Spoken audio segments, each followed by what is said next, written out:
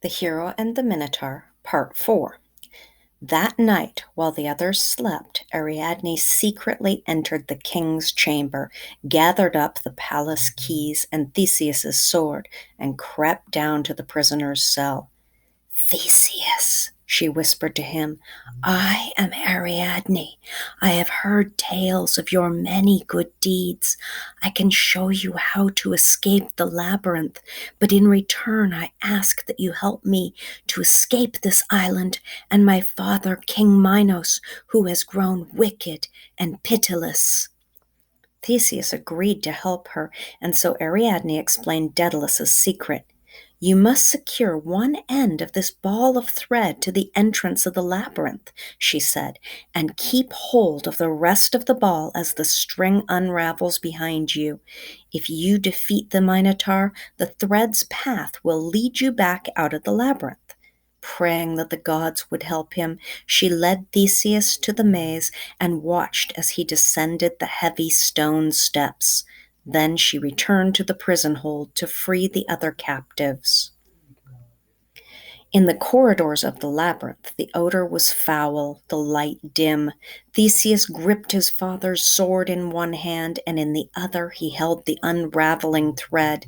The passages twisted and turned, leading him first one way and then another, winding around and around.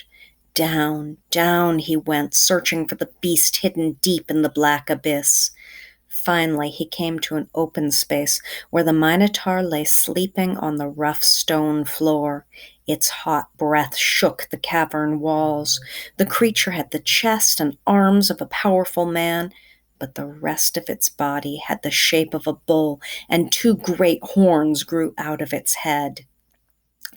Then the Minotaur opened one glowing red eye and fixed it on Theseus. Its snore died away, and the chamber grew deathly still. With a thunderous bellow, the Minotaur rose to its feet and charged.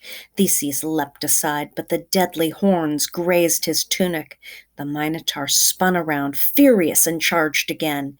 As the beast descended upon him, Theseus steadied himself, raised his golden sword, and with a great heave drove the blade through the Minotaur's heart. The monster dropped to the cold stone floor, silenced forever. Shaken by the fury of the struggle, Theseus had dropped the ball of thread. Anxious to escape the gloomy maze, he picked it up again and followed the thread out of the labyrinth and into the cool night air. Ariadne and Icarus were waiting for him. The princess cried out with delight to see Theseus unharmed.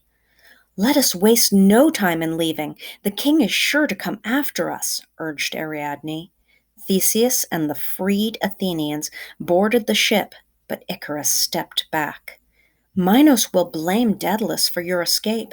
I cannot abandon my father to the king's wrath," he explained, though it pained Icarus to see Theseus leave with Ariadne. "Daedalus and I will flee Minos together," he vowed. "Then we will join you in Athens." Icarus watched from the bluffs as the ship set a course for Athens, but he was not the only one who followed the black sail in the breaking dawn. At the harbor entrance, Talus spied the ship and raised his heavy club high to strike the boat. Theseus stepped forward with his sword, prepared to fight, but Poseidon, ever watchful, sent a massive wave smashing into the bronze giant. The Athenians watched in awe as the shining colossus, crushed into a heap of broken metal, sank to the bottom of the sea. When King Minos woke and discovered all that had happened, he was enraged. Minos knew Daedalus was to blame for Theseus's success, for who else was clever enough to show the hero a way out of the labyrinth? To punish the inventor for his deception, the king locked both Daedalus and Icarus high up in a tower.